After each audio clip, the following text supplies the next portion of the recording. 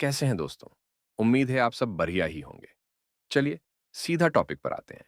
आज हम प्रोजेक्ट के बारे में बात करने जा रहे हैं। पहले तो यह एक काल्पनिक नाम है। असली प्रोजेक्ट अलग नाम से ही आएगा। अब शुरू करते हैं। देखिए, यह प्रोजेक्ट कभी भी शुरू हो सकता है, शायद शुरू हो भी गया हो। हमें नहीं पता। प्रकृति का नियम है। कोई भी मनुष्य इस धरती पर अगर आया है, तो उसे संघर्ष करना ही होगा। अब यह उसके ऊपर निर्भर है कि वह उस संघर्ष को कितना कम या ज्यादा कर ले, उससे क्या सीख ले। पर संघर्ष यहां सबको करना होता है। जिन्हें प्रकृति शुरू में संघर्ष करवा देती है, अक्सर आपने देखा होगा, उनके अंदर बाद में बेहतर सामाजिक समझ आ जाती है। अवतार का जो संघर्ष होता है, वह एक्सट्रीम लेवल का होता है। उसके पीछे कई कारण होते हैं। कारण आपको बताइए उससे पहले। तो दोस्तों, शुरू करते हैं। आज के वीडियो में कुछ और रहस्य ओपन करते हैं। अवतार का जो संघर्ष होता है, उसके कई कारण होते हैं। उनमें से सबसे पहले तो प्रारब्ध हटा दीजिए। प्रारब्ध या पिछले जन्म के कर्म तो कारण नहीं होते। कारण होता है कि मनुष्य को एक कहानी देनी होती है। फिर वह संघर्ष अवतारों की मनुष्य चेतना को डेवलप करता है। यह जो कला है जो आप समझते हो एक अवतार में कितनी होती है, वो एक्चुअली उनकी शक्ति का प्रतीक होती है। अवतार की मनुष्य चेतना सारी शक्तियों को ग्रहण कर सके, इसीलिए उनका संघर्ष उतने आयामों में चलता है। राम की कहानी लीनियर थी, मतलब एक रेखा में। संघर्ष भी उसी तरह का था। वनवास, वहां से रावण के साथ युद्ध। कृष्ण का संघर्ष ज्यादा था। कहानी में आयाम भी ज्यादा थे और कृष्ण उस हिसाब से शक्तिशाली भी हो गए। कल्कि का जो संघर्ष है, वह लीनियर नहीं था, वह मल्टी डिमेंशनल था। मतलब कई आयामों में एक साथ। हो सकता है आपको सरल लग रहा हो। लाइनियर मतलब सीधा सीधा एक रेखा में। मल्टी डिमेंशनल मतलब कई जगह पर एक साथ। आपको अंतर बताते हैं, तब शायद आपको समझ में आए यह शब्द कितना गहरा अंतर कर देते हैं। राम की कहानी मनुष्य लिख सकता है। सीधी सीधी कहानी है। राम की कहानी घटित ना भी होती, तो वैसी स्क्रिप्ट लिखने की क्षमता मनुष्य के बस की है। पर जब आप कृष्ण की कहानी पर जाते हो, तो एक तरफ तो कृष्ण की कहानी चलानी है, वहीं दूसरी तरफ आपको पांडवों की चलानी है।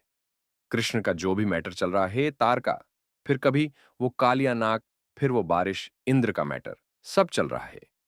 दूसरी तरफ पांडवों की पूरी गाथा लिखी जा रही है। वह गाथा भीष्म से शुरू होती है, फिर कौरव पांडवों तक आती है, फिर उनका संघर्ष है, फिर उसी में कर्ण की कहानी निकल कर आती है। फिर वो दोनों कहानियां एक पॉइंट पर कनेक्ट होती हैं, कृष्ण और पांडवों की। यह कहानी लिखना किसी भी मनुष्य की क्षमताओं के बाहर है। उसके पीछे कारण है। मनुष्य का दिमाग एक साथ कई चीजों पर फोकस करने के लिए नहीं बना। आपने आज तक जितनी भी कहानियां सुनी होंगी, समझी होंगी, या आपके पास नहीं भी आई होंगी, कहानी में एक नायक होता है। ऐसा नहीं होता कि एक नायक यहां बन गया, दूसरा वहां बन रहा है, तीसरा वहां बन रहा है, और सबको उस कहानी में वही वजन मिल जाए।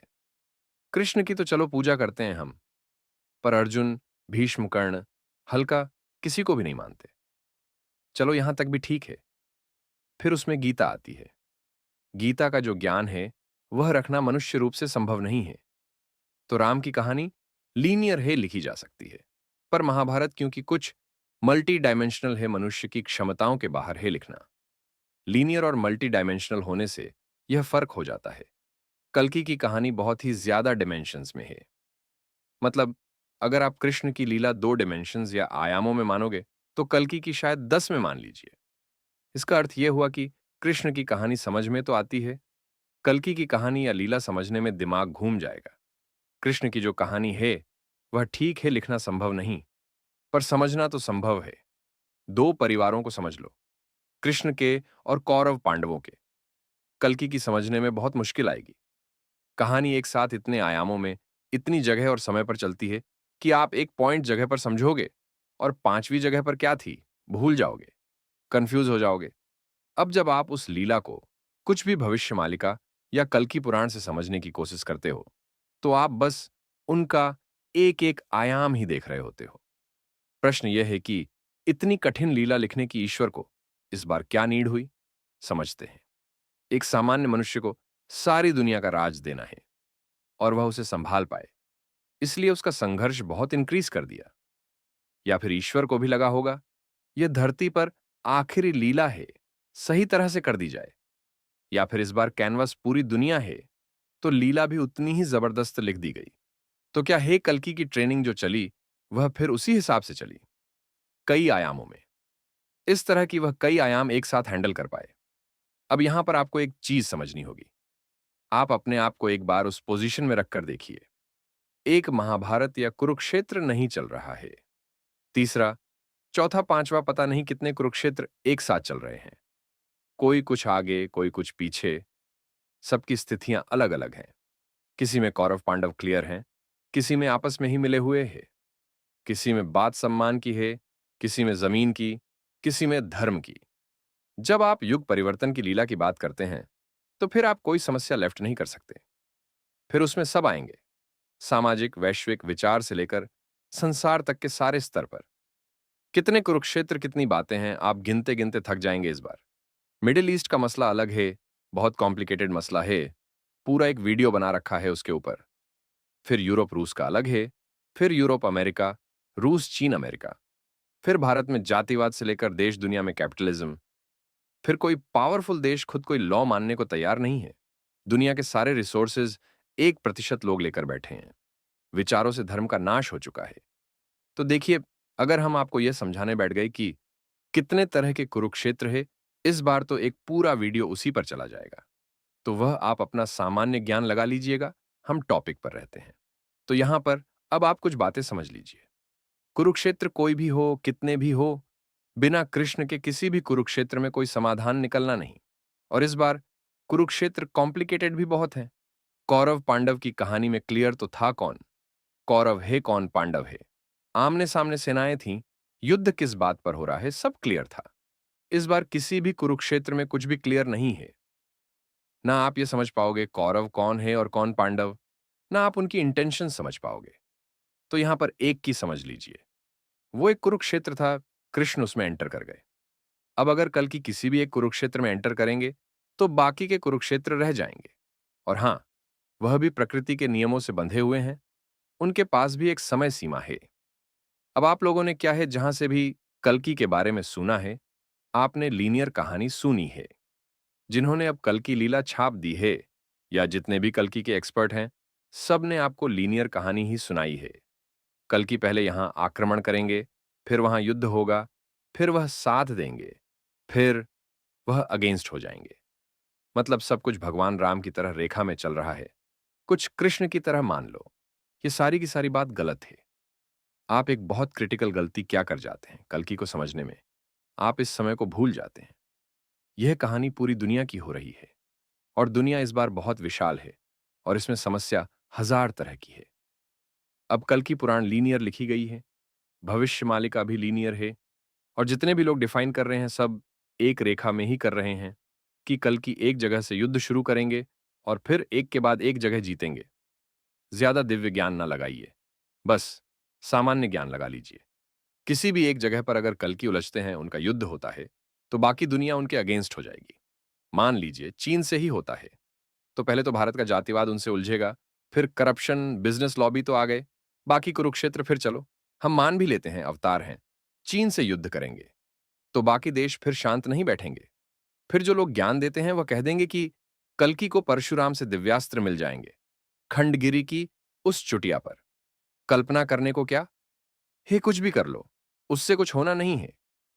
मल्टी डायमेंशनल कहानी, वह भी ऊपर वाले की लिखी हुई, मनुष्य चेतना के लिए उसे डिकोड करना असंभव है, चाहे वह कितना ही दिव्य ज्ञान लेकर बैठा हो। तो जिन्हें भी कल्कि के आने का सही में आभास हुआ था, सत्य में मतलब, ऐसे ही हवा में तीर नहीं चला रहे थे। उन सब ने कल्कि के कर्मों को डिफाइन करते हुए कुछ शब्द इस्तेमाल किए थे। वह शब्द आपको बता देते हैं। इस धरती पर कुछ ऐसा होगा जो सारी मनुष्य प्रजाति की सर के ऊपर से निकल जाएगा। किसी को भी समझ नहीं आएगा हो क्या रहा है, हो कैसे रहा है। हिंदी में जो शब्द थे वह थे अकल्पनीय, और इंग्लिश में अनइमेजिनेबल, मतलब जिसकी आप कल्पना भी ना कर पाओ। मतलब कल्पना तो एक मनुष्य किसी भी चीज की कर ही सकता है, फिर भी शब्द इस्तेमाल हुए हैं अकल्पनीय, जो बात कल्पना के भी परे हो। तो जितने भी लोग कल्पना कर रहे हैं और कह रहे हैं कि हमने डिकोड कर लिया, ऐसे होगी कल की लीला, वह सब गलत है। टॉपिक आज का क्या था? प्रोजेक्ट के की डिटेल्स हमें जाननी है, वही समझा रहे हैं। पर पहले उस स्टेज पर पहुंच जाए कि कुछ समझ पाए हम लोग। अब यहां पर एक प्रश्न उठता है कि अगर कल की किसी कुरुक्षेत्र में एंटर करेंगे तो वहीं के होकर रह जाएंगे और फिर बाकी सब उनके अगेंस्ट हो जाएंगे, तो वह किसी भी कुरुक्षेत्र में एंटर करेंगे ही नहीं। फिर जब वह एंटर ही नहीं करेंगे तो कुरुक्षेत्र जीते कैसे जाएंगे? कल के वीडियो में हमने बहुत डिटेल में बताया था कि एक अवतार की ट्रेनिंग प्रकृति प्रभ्रम के कंट्रोल में उनके जन्म के हिसाब से चलती है। उनकी शक्तियों का सोर्स भी दूसरे मनुष्यों की तरह सांसारिक नहीं होता। पर यह तो कल की वीडियो की बात हो गई। अब आज के टॉपिक पर आते हैं। कल की किसी के कुरुक्षेत्र में नहीं एंटर करेंगे, वह अपना खुद का ही एक कुरुक्षेत्र बना देंगे। अजीब लगेगा, पर समझिए, जंगल में कोई भी जानवर कहीं भी हो, उनका कुरुक्षेत्र कहीं भी हो, पर अंत में आना सबको उसी जगह पर है जहां पानी मिल जाए। अब वह नदी है तो एरिया कुछ विशाल होगा, तालाब है तो छोटा होगा, पर पानी का सोर्स सबके लिए एक कॉमन कुरुक्षेत्र है। बस ऐसे ही समझ लीजिए। कल की अपना खुद का एक कुरुक्षेत्र बनाएंगे, एक ऐसा कुरुक्षेत्र की दुनिया में जितने भी कुरुक्षेत्र हो, सारे कुरुक्षेत्र को, उनके योद्धाओं को, राजाओं को, प्रजाओं को, सबको कल्कि के कुरुक्षेत्र पर ही निर्भर होना होगा और उसी के नियम के हिसाब से अंत में वही समर्पण करना होगा। अब प्रश्न यह है कि कोई भी उस कुरुक्षेत्र में जाएगा क्यों? इतनी विशाल दुनिया, इतने तरह के योद्धा, कोई क्यों जाएगा? तालाब पर जंगल क्यों जाता है? क्योंकि तालाब पर अगर जंगल के जानवर नहीं जाएंगे तो वह वैसे ही मर जाएंगे। यह जो यहां पर तालाब का उदाहरण दिया जा रहा है, यह एक मेटाफर है। अब इसी तालाब को प्रोजेक्ट के कहा गया है। प्रोजेक्ट के का मतलब एक ऐसा कुरुक्षेत्र जिस पर सब टिक जाए, जिसे अवॉइड करना असंभव हो जाए सबके लिए। अब ऐसा क्या है जो सांसारिक दुनिया को चलाता है? ठीक है, हम सबके उत्तर अलग अलग हो सकते हैं, पर एक बात पर कॉमन रहेंगे। सांसारिक दुनिया को चलाने में धन की सबसे ज्यादा इंपॉर्टेंस होती है। तो यह जो प्रोजेक्ट के है, ये सारी दुनिया का पैसा कंट्रोल करना शुरू कर देगा।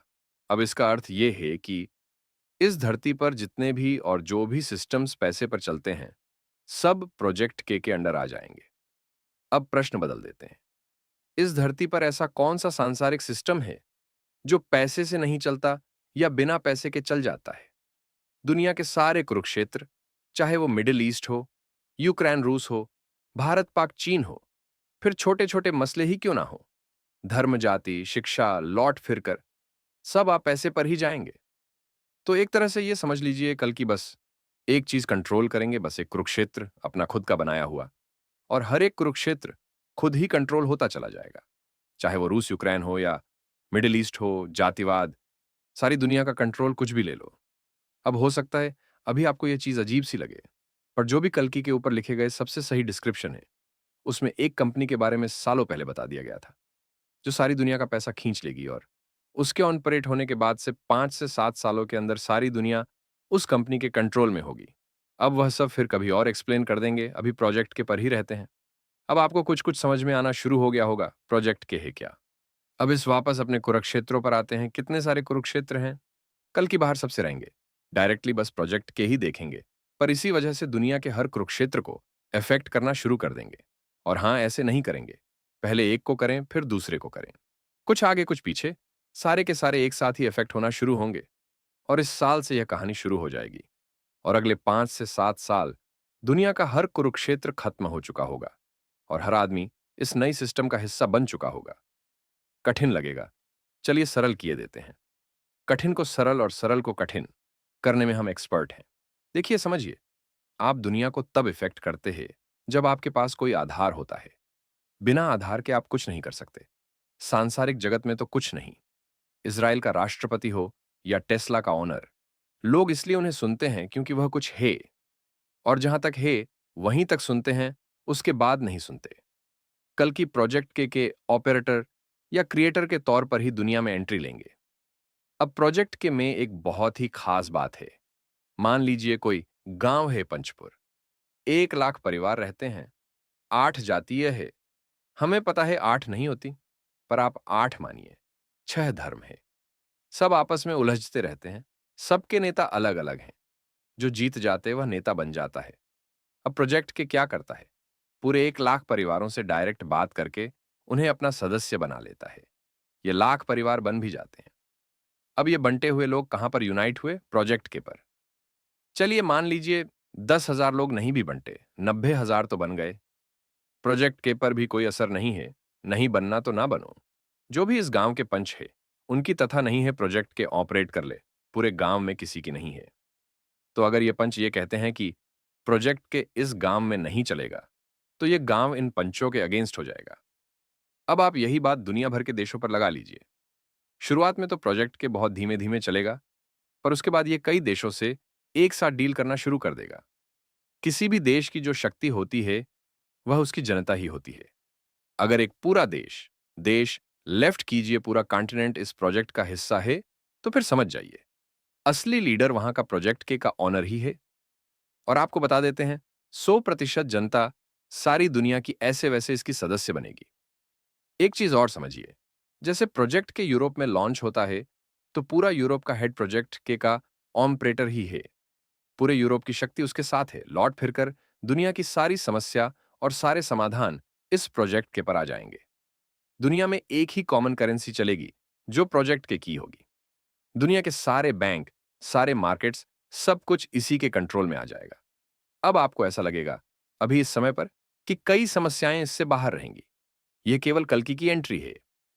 अब जैसे कृष्ण सारथी बनकर एंटर हुए कुरुक्षेत्र में, पर पूरी महाभारत घुमा दी, ऐसे ही कल्कि बस एंट्री बिजनेसमैन के तौर पर लेंगे। उसे बस आधार बनाएंगे और सब लेते चले जाएंगे। कल का वीडियो आप में से बहुतों ने देखा होगा। उसके अंदर एक इंसिडेंस आता है कि एक तरफ भारत और विश्व की समस्या इंक्रीज होती जाएगी और दूसरी तरफ कल्कि राइज करते जाएंगे। फिर एक ऐसा समय ऐसा आएगा जब केवल समस्या ही रह जाएंगी और समाधानकर्ता बस एक और सत्ता उसी के हाथों में चली जाएगी। प्रोजेक्ट के इन 2 सालों में सारी दुनिया में फैल चुका होगा और भारत से रिलेटेड वह भविष्यवाणी सत्य हो जाएगी, क्योंकि सारे समाधान बस कल्कि के पास ही होंगे। अब मिडिल ईस्ट है, मामला नहीं सुलझ रहा, पर दुनिया का जो सबसे शक्तिशाली देश है, पर मिडिल ईस्ट का मामला सुलझाने को तैयार नहीं। तो देखिए, जो भी दुनिया का सबसे शक्तिशाली देश है, वह नहीं रहा, उससे भी पावरफुल कल्कि हो चुके। उस देश की सारी ताकत अब कल्कि के पास है। अगर इस देश का राष्ट्राध्यक्ष कल्कि की बात नहीं मानता है, तो वह अगली बार बन भी नहीं पाएगा। तो फिर हर मामला सुलझेगा। छोटे से लेकर विशाल स्तर तक हर जगह यही कहानी चलेगी। भारत में जितने वोट बैंक के ठेकेदार हैं, सब हट जाएंगे और जनता डायरेक्टली कल्कि के कांटेक्ट में आ जाएगी। अब देखिए, वीडियो हो रहा है लंबा और हमें देनी होगी क्लोजिंग।